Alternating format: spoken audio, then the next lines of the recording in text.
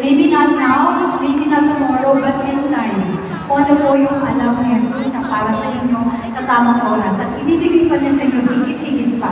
Ang huling misyon ay misyon ng pagiging hari. Hari. King. Kings are men who are very powerful and who are very rich. Gusto niyo yun, di ba? Ngunit ang ating Panginoong Jesucristo bilang hari, nung siya ay pumarito sa atin at naging pamuhay, hindi siya bumuhay na magiging buhay hari. Ngunit siya ay naging isang servant. And that is what we are called to do, to become servant to one another, regardless of our position in our company, regardless of our status in life. We are called to be servant and humble ourselves, just like what Jesus did when He came and lived with us here on earth.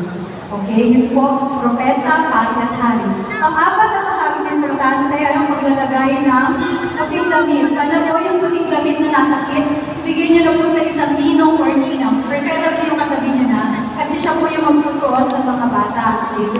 What does the white cloth symbolizes? Sabi ko nga kanina pag po sa